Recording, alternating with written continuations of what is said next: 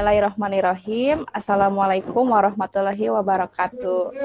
Waalaikumsalam warahmatullahi wabarakatuh. Waalaikumsalam Baik. warahmatullahi wabarakatuh. Selamat pagi anak-anak. Kalau ibu bilang selamat pagi, kalian jawabannya pagi. Oke, selamat pagi anak-anak. Pagi. Bagus. Sudah bersemangat karena kan sosiologi ini kebetulan jam pertama, jadi harus bersemangat. Nah, sebelum mengawali pembelajaran kita hari ini, kita berdoa dulu ya. Silahkan Akbar selaku ketua kelas untuk mempersiapkan teman-temannya berdoa. Ya Bu.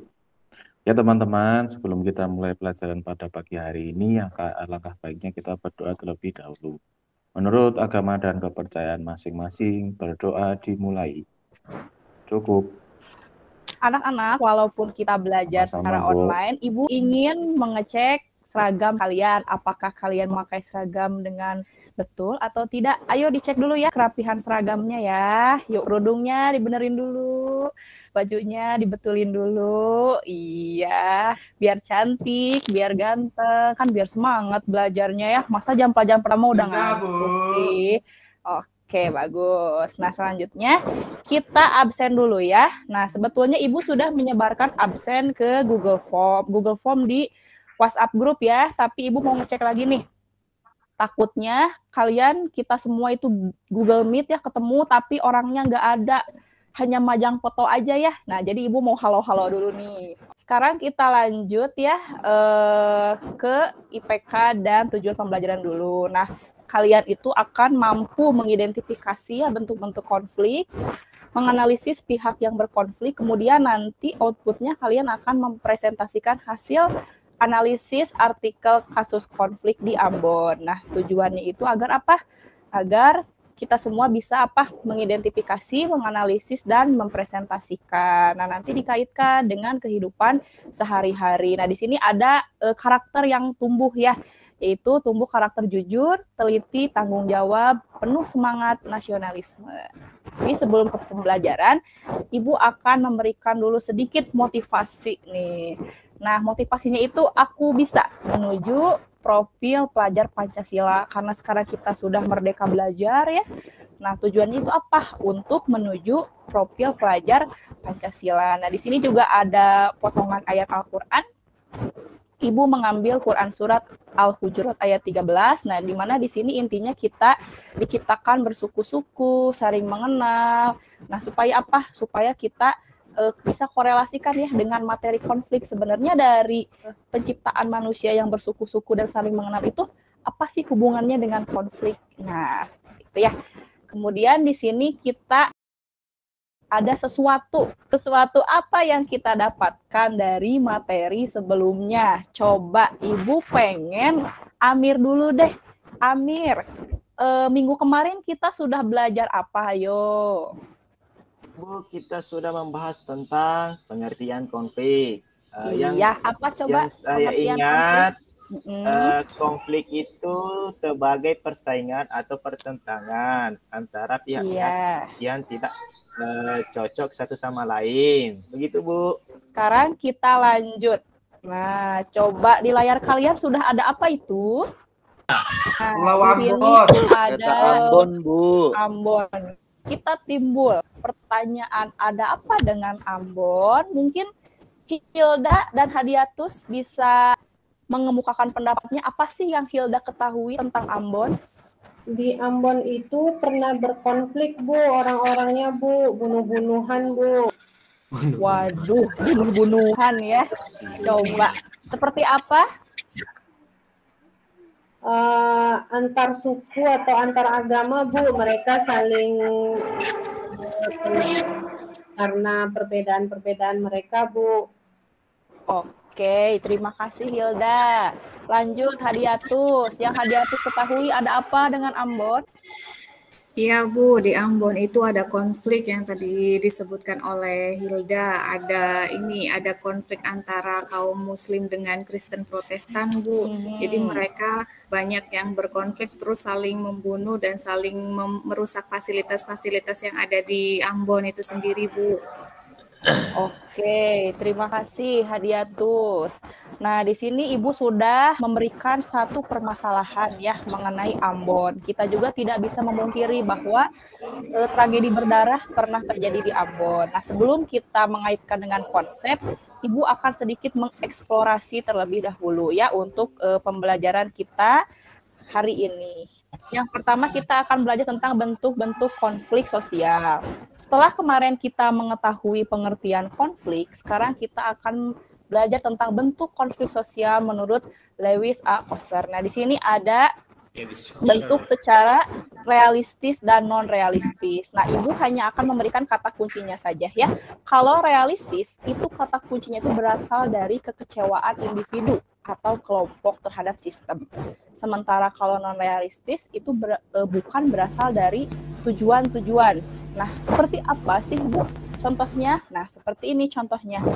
Kalau konflik realistis, itu kita ada rasa kekecewaan. Nah, bisa kita ketahui ya, mungkin kalian tahu setiap tanggal 1 Mei itu selalu diperingati dengan Hari Buruh. Nah, di sini tuh ada kekecewaan dari siapa? Dari kaum buruh terhadap siapa? Terhadap manajemen perusahaan. Karena misalkan terkait gajinya tuh nggak kunjung naik. Akhirnya setiap tanggal 1 Mei mereka demonstrasi. Nah, kemudian kalau konflik non-realistis, itu di sini dalam masyarakat tradisional ternyata ada pembalasan dendam melalui ilmu gaib ya. Oke, kita lanjutkan ya anak-anak ya. Nah, baik. Kemudian di sini juga Coser membagi konflik ke dalam dua, ada in group, ada out group. Nah, di sini kata kuncinya yaitu kalian memahami in dan out. Kalau in itu berarti di dalam kelompok itu sendiri, sementara kalau out itu di luar. Jadi kalau in itu misalkan satu kelompok geng motor, misalkan gengnya tuh EKTC. Nah, mereka berkonflik antara geng kelompok EKTC. Sementara kalau out group, misalkan EKTC konflik dengan Briges. Nah, itu ya, jadi kalau di Bandung itu banyak banget ya kelompok-kelompok seperti itu. Nah, kemudian sebelum lanjut ke yang kedua, ada yang mau ditanyakan anak-anak terkait yang pertama? Oke, tidak ada, kita lanjut ya. Iya, siap, kita lanjut ke pihak yang berkonflik. Nah, di sini pihak yang berkonflik itu menurut Surjono Sukanto itu ada 5. Ada konflik pribadi, konflik rasial, kelas sosial, politik, dan internasional. Nah, intinya kalian cukup seperti tadi mempelajari kata kuncinya saja. Kalau pribadi berarti individu dengan individu. Kalau rasial berarti berhubungan dengan ras, ciri-ciri manusia yang dapat dilihat ya. Nah, kemudian konflik kelas sosial.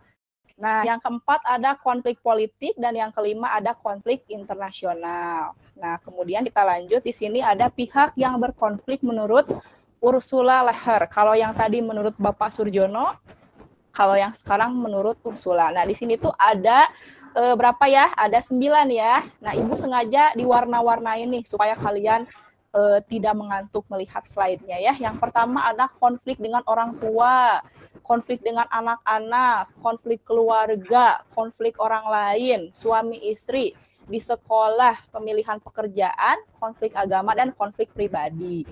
Nah, sekarang karena Ibu sudah memberikan sedikit kata kunci dari yang materi kita hari ini, kita akan berkolaborasi ya. Ibu bentuk kelompok 1 dan kelompok 2. Nah, jadi kita berkolaborasi ini akan apa? Akan membahas atau akan membedah artikel. Artikelnya itu ada di LKPD. Nah, cek LKPD pada Classroom 11 IPS 1. Nah, Ibu sudah kirimkan LKPD-nya. Selain di Classroom juga Ibu sudah kirimkan di WhatsApp group. Nah, kalian bisa baca, ada petunjuknya juga. Nah, selagi kalian diskusi ya, kan kalian sudah nih dibentuk kelompoknya. Kelompok 1 ketuanya Dara, kelompok 2 ketuanya Lalu. Nanti kalian ada penilaian diskusi ya, nanti Dara sama Lalu laporan ke Ibu kalau misalkan ada teman-temannya yang tidak bekerja. Nah, sambil kalian berdiskusi, Ibu akan memaparkan artikelnya. Halo Sobat Ekspedisi, jangan lupa untuk Baik anak-anak, tadi kan kita sudah menonton ya video dari rekaman Ibu sendiri. Nah, sekarang kita akan mempresentasikan terkait hasil analisis artikel tersebut. Ibu persilahkan kepada kelompok 1 ya yang dipimpin oleh Dara untuk memaparkan hasil analisisnya terhadap permasalahan yang terjadi di Ambon. Saya mewakili kelompok 1 ingin menyampaikan analisis terkait konflik di Ambon. Konflik yang terjadi di Ambon, kalau dilihat dari bentuk konfliknya itu adalah konflik in group, karena konflik yang terjadi itu melibatkan antar anggota masyarakat di dalam masyarakatnya itu sendiri gitu Bu, jadi tidak melibatkan dari luar.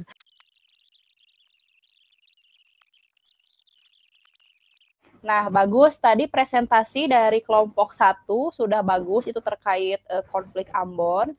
Nah, sekarang kita beralih ke kelompok 2 yang akan dipaparkan oleh Lalu. Silahkan Nak Lalu memaparkan hasil diskusinya tadi di WhatsApp Group.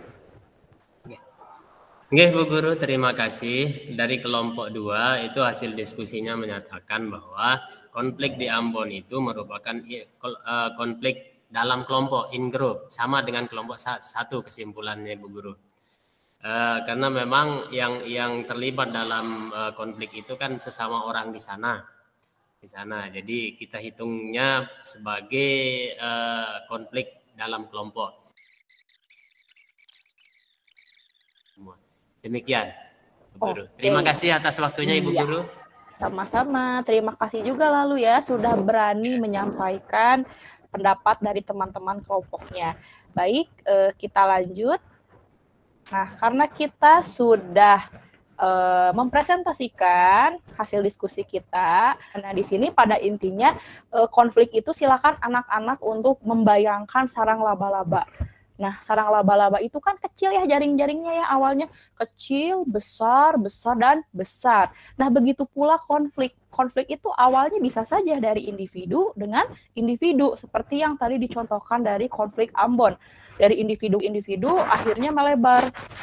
Lebarlah konflik tersebut dari individu dengan kelompok, lebar lagi, dia tidak terima, dia diserang oleh kelompok, akhirnya kelompok dengan kelompok, maka sepertilah timbul seperti jaring laba-laba ya, semakin besar. Nah, ketika konflik timbul antara kelompok dengan kelompok, wah itu sudah mainannya udah bukan percekcokan lagi, tapi sudah bisa timbul ke arah ke arah kekerasan. Nah, seperti itulah konflik. Dan bagaimana sih kita di sini juga mempelajari adanya resolusi konflik supaya supaya anak-anak di sini, anak-anak ibu ya 11 IPS 1, ketika kalian ada konflik itu bisa meredam konfliknya itu sendiri.